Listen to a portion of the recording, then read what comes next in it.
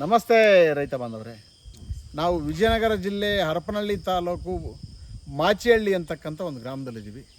ನಮಸ್ಕಾರ ಸರ್. ನಮಸ್ಕಾರ sir. Sir ತಮ್ಮ ಹೆಸರು? Shivraj sir. Shivraj sir. Total overall ನಿಮ್ಮ ಕುಟುಂಬದ್ದು ಅಡಿಕೆ ತೋಟ ಎಷ್ಟೈತೆ ಸರ್? ನಮ್ಮದು 6 ಎಕರೆ ಇದೆ ಸರ್. ಒಟ್ಟಾರೆ 6 ಎಕರೆ ಅಲ್ಲ ಸರ್? ಈ ತೋಟ ಎಷ್ಟೈತೆ ಸರ್? ಇದು 3 ಎಕರೆ ಇದೆ ಸರ್. ಸರ್ ಈ ನಮ್ಮ ಸಂಪರ್ಕಕ್ಕಿದ್ದು ಈ ತೋಟಕ್ಕೆ ಎಷ್ಟು ವರ್ಷ ಸರ್? ಇದು 6ನೇ ವರ್ಷ ಸರ್. 6ನೇ ವರ್ಷ ಜೈವಿಕ ಗೊಬ್ಬರ ಮೇಂಟೈನ್ ಮಾಡ್ಕೊಂಡು ಬರ್ತಾಯಿದ್ದಿರಲ್ಲ ಸರ್? ಬರ್ತದೆ ಸರ್. ಈ ವರ್ಷ ಕೇಣಿ ಕೊಟ್ಟಿರೋದು ಎಷ್ಟು ಸರ್? ಅದು 15 ಲಕ್ಷ ಸರ್. 15 ಲಕ್ಷ. ಗಿಡ ಎಷ್ಟು ಅದಾವೆ ಸರ್? ಗಿಡ 1450 ಸರ್. 1450 ಗಿಡ ಐತಲ್ಲ ಸರ್? ಇದು ಸ್ಯಾಟಿಸ್ಫ್ಯಾಕ್ಷನ್ ಅನಿಸುತ್ತಲ್ಲ, ತೃಪ್ತಿ ಅನಿಸುತ್ತಲ್ಲ? ಈಗ ಅಟ್ ಪ್ರೆಸೆಂಟ್ ಎಷ್ಟು ತಿಂಗಳ ಸರ್ ನೀರು ಹೋಗಿ? ನೀರು ಹೋಗಿಲ್ಲ, ಒಂದು 15 ದಿವಸ ಆಯ್ತು ಸರ್. 15 ದಿವಸ ಮಳೆಗಾಲ ಸ್ಟಾರ್ಟ್ ಆಗೈತಿ.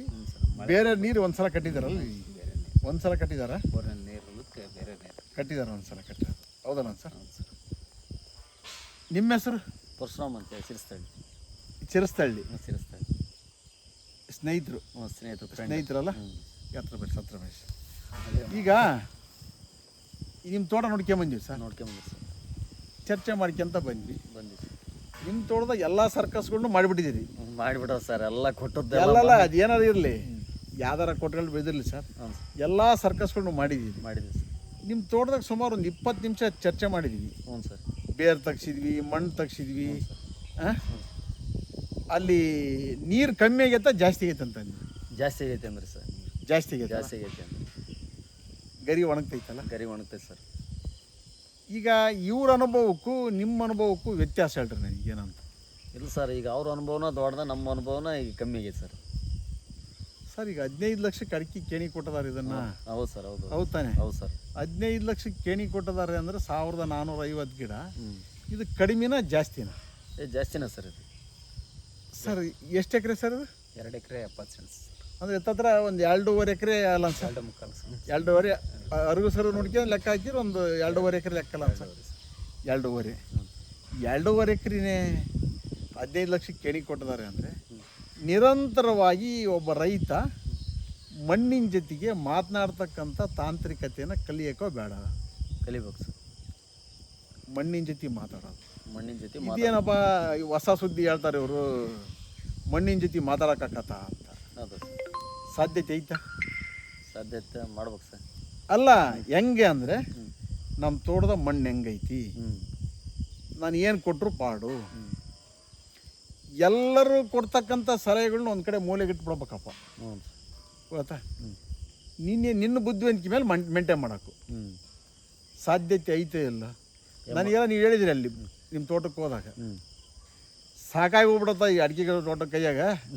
ಅವ್ರ ಮಾತು ಕೇಳಕ್ಕ, ಇವ್ರ ಮಾತು ಕೇಳಕ್ಕ, ನಿಮ್ಮ ಮಾತು ಕೇಳಕ್ಕ. ಹಂಗಾಗ್ಬಿಡು ಸರ್. ಹಾಂ, ಹಂಗಾಗ್ಬಿಡೋದು ನಮ್ಮದು. ನಾನು ನಿಮ್ಗೆ ಹೇಳಿದ್ದೇನು, ನನ್ನ ಮಾತು ಕೇಳಬೇಡಪ್ಪ, ಫಸ್ಟ್ ನಿನ್ನನ್ನು ನೀನು ನಂಬಿ ತೋಟ ಮಾಡು ಅಂತ ಹೇಳಿದೆ. ಹೌದು ಸರ್, ಕರೆಕ್ಟ್ ಅದು. ಗೊತ್ತಾಯ್ತಾ? ಹೌದು ಸರ್. ಆಮೇಲೆ ಇಲ್ಲಿ ಕರ್ಕೊಂಬಂದೆ. ಸರ್ ಇಲ್ಲಿ 15 ಲಕ್ಷಕ್ಕಿಂತ ಕೊಟ್ಟದಾರೆ ಅಂದ್ರೆ ನಂಬ್ತೀಯೋ ಹೆಂಗೆ? ನಂಬಕ್ಕಾಗ್ತಲ್ಲ ಬಿಡು ಸರ್. ಇದು 15 ಲಕ್ಷ ಅಂದ್ರೆ ನಂಬಕ್ಕಾಗ್ತಲ್ಲ. ಅಲ್ಲ, ಹೌದಲ್ಲ? ಹೌದು, ಕರೆಕ್ಟ್. ಮಾಡಿದರೆ ಸಾಧ್ಯತೆ ಐತೆಲ್ಲ? ಐತೆ ಸರ್. ಮಾಡಿದ್ರೆ ಐತೆ ಸರ್, ಸಾಧ್ಯತೆ. ಮಾಡಿದ್ರೆ ಶಿವರಾಜ್ ಐತೆ ಇಲ್ಲ? ಆಯ್ತು. ಅಂದರೆ ನಿರಂತರವಾಗಿ ಒಬ್ಬ ರೈತ ಅಥವಾ ರೈತ ಉದ್ಯಮಿದಾರ ಮಣ್ಣನ್ನು ಸುಸ್ಥಿರಗೊಳಿಸ್ತಕ್ಕಂಥ ಕೆಲಸ ಮಾಡಬೇಕು. ಈಗ ಮಣ್ಣಿನ ಸುಸ್ಥಿರಗೊಳಿಸಕ್ಕಂಥ ಕೆಲಸ ಮಾಡೋಕ್ಕಂದ್ರೆ ಅತಿಯಾದ ರಸಗೊಬ್ಬರ ಕೊಡ್ಬೇಕಾ? ಅತಿಯಾಗಿ ಬೇಕಾ ರಸಗೊಬ್ಬರ ಅಂತ ಕೇಳ್ತಾರದು. ನಿಮ್ಮ ಪ್ರಕಾರ ಅತಿಯಾದ ರಸಗೊಬ್ಬರ ಕೊಡೋದು ಒಳ್ಳೆಯದಾ? ಮಣ್ಣು ಸುಸ್ಥಿರಕತ್ತ ರಾಸಾಯನಿಕ ಗೊಬ್ಬರ ಸರ್, ಮೂಟೆ ಗೊಬ್ಬರ ಕೊಡೋದು ಒಳ್ಳೆಯದಾ ಅಂತ ಕೇಳ್ತಾರದು. ಅದು ಇದು ತೋಟಗಾರಿಕೆ ಬೆಳೆಯಲ್ಲಿ ಅತಿಯಾಗಿ ಕೊಡೋದು ಒಳ್ಳೆಯದಾ? ಒಳ್ಳೆಯದು ಸರ್. ಅದು ಕೊಟ್ಟರೆ ರಾಸಾಯನಿಕ ಗೊಬ್ಬರ ನಾನು ಹೇಳ್ತಿರೋದು, ಮೂಟೆ ಗೊಬ್ಬರ, ಮೋಟಿ ಗೊಬ್ಬರ, ಸರ್ಕಾರಿ ಗೊಬ್ಬರ. ಸರ್ಕಾರಿ ಗೊಬ್ಬರ ಅದನ್ನು ನಮಗೆ ಹಾಕಿಲ್ಲ ಸರ್. ನಮಗಿನ್ನ ಅದು ಗೊತ್ತು, ಮಾಹಿತಿ ಇಲ್ಲ. ಹಾಕಿಲ್ಲ. ನಿಮಗೇನು ಅನ್ಸತಿ? ನಾವೊಂದು ಕಡಿಮೆ ಮಾಡೇವಿ ಸರ್. ಏನಿದ್ರು ಇದೆ ಮಣ್ಣು. ಜೈವಿಕ ಗೊಬ್ಬರಕ್ಕೆ ಮರೆ ಹೋಗ್ತಿದ್ದಿರಲ್ಲ ಸರ್? ಸ್ಲರಿ ಮಾಡ್ತಿದ್ರಲ್ಲ? ಸ್ಲರಿ ಮಾಡ್ತೀವಿ ಸರ್. ಸ್ಲರಿ ಮಾಡ್ತಿದ್ದೀರಾ? 6 ತಿಂಗಳಿಗೊಮ್ಮೆ ಸ್ಲರಿ ಮಾಡಿ ಸರ್. 6 ವರ್ಷದ ಅವಧಿನಲ್ಲಿ ನಿಮಗೆ ಒಟ್ಟಾರೆ ತೃಪ್ತಿ ತಂದತ್ತಿಲ್ಲ? ತಂದೆ ಸರ್. ಈಗ ಇನ್ನೊಂದು ತೋಟಕ್ಕೆ ಮಾಡ್ಸಕ್ಕೆ ನೋಡ್ಕೊಂಡ್ರಿ. ಹೌದು ಸರ್. ಈಗ ಅದನ್ನು ಒಂದು 3 ವರ್ಷದ ತೋಟ ಒಂದಿಷ್ಟು ಕೊಳೆ ಇರೋದ್ರಿಂದ, ಮೈಟ್ಸ್ ಇರೋದ್ರಿಂದ ಕರೆ ಕಳಿಸಿದ್ರಿ, ನೋಡಿದ್ವಿ ಮಣ್ಣ.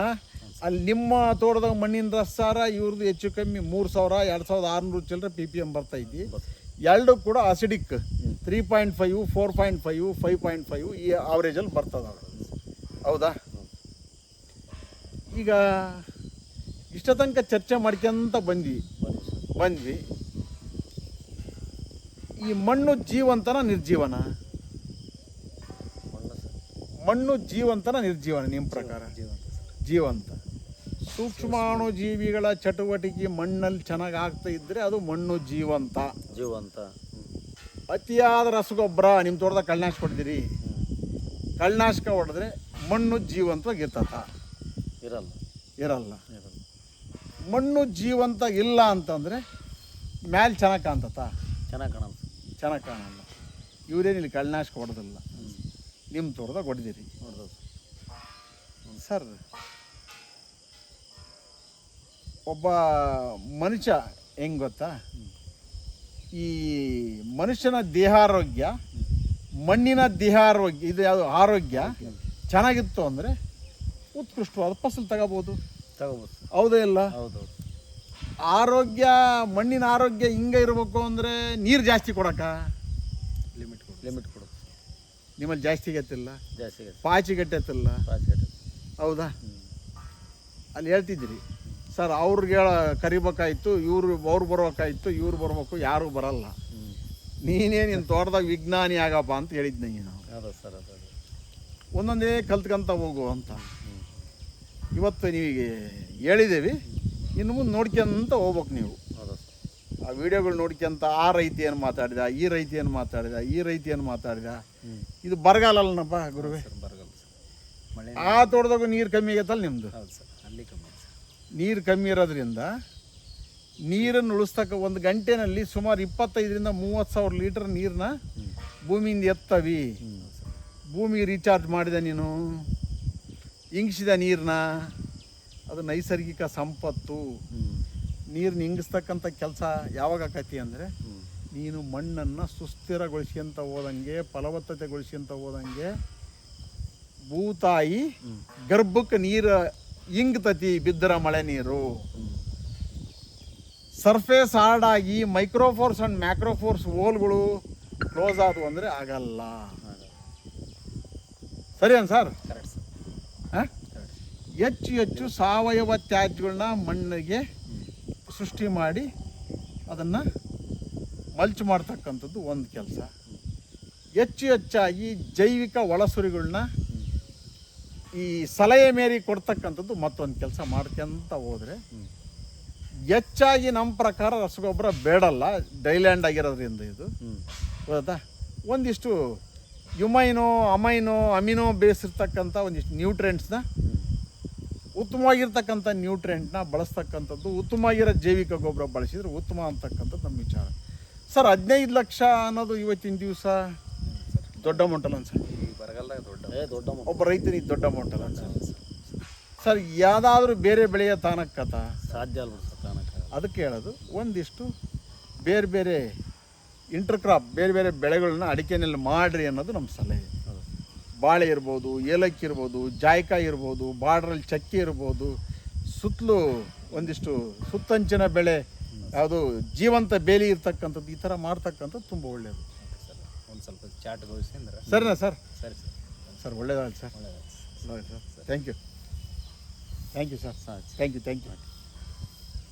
ತಮಗೆ ಅರ್ಥ ಆಗೈತಿ ಅನ್ಕೊಂತೀವಿ. ಅರ್ಥ ಆಗೈತೆ ಸರ್. ಈಗ ನಿಮ್ಮ ಇನ್ನೂ ಕಲಿಬೇಕು, ಇನ್ನೂ ಕಲಿಯುವ ಅರ್ಥ ಇವತ್ತು ಅರ್ಥ ಆಗೈತೆ ಅಷ್ಟೇ. ಇನ್ನೂ ಕಲಿಬೇಕು. ಕಲಿಕೆ ನಿತ್ಯ ನಿರಂತರ. ಸರಿನಾ sir? Thank you very much. ಇವ್ರ ಗ್ರಾಮಸ್ಥರಿಗೂ, ಪರಶುರಾಮ್ ಅವ್ರಿಗೂ, ಶಿವರಾಜ್ ಅವ್ರಿಗೂ ಧನ್ಯವಾದಗಳು. ನಮ್ಮ ಸಂಪರ್ಕ ಸಂಖ್ಯೆ ದಾವಣಗೆರೆ ಜಿಲ್ಲೆಯಿಂದ ಹಾಗೂ ಹರಪನಹಳ್ಳಿ ತಾಲೂಕಿಂದ 9972699813. ಮಹಾದೇವಪ್ಪ, ಮಣ್ಣು ಪುನರುಜ್ಜೀವನ ಸಲಹೆಗಾರರು, ವಿದ್ಯಾರ್ಥಿ ಭವನ್ ಸರ್ಕಲ್ ಹತ್ತಿರ, ಅಂಬಿಕಾ ಡಿಸ್ಟ್ರಿಬ್ಯೂಟರ್ ಎದುರು ಇಲ್ಲಿ ಸಂಪರ್ಕಿಸಿ. ಹೆಚ್ಚಿನ ಮಾಹಿತಿ ಮತ್ತು ಮಣ್ಣು ಪುನರುಜ್ಜೀವನಕ್ಕಾಗಿ ಅಂತ ತಿಳಿಸ್ತಾ ನಮ್ಮ ವಿಚಾರಗಳು ಇದ ಹೇಳ್ತೀವಿ. Thank you one and all. ಇನ್ನೊಂದು ನಂಬರ್ ಹೇಳಪ್ಪ. 7090270870. Thank you.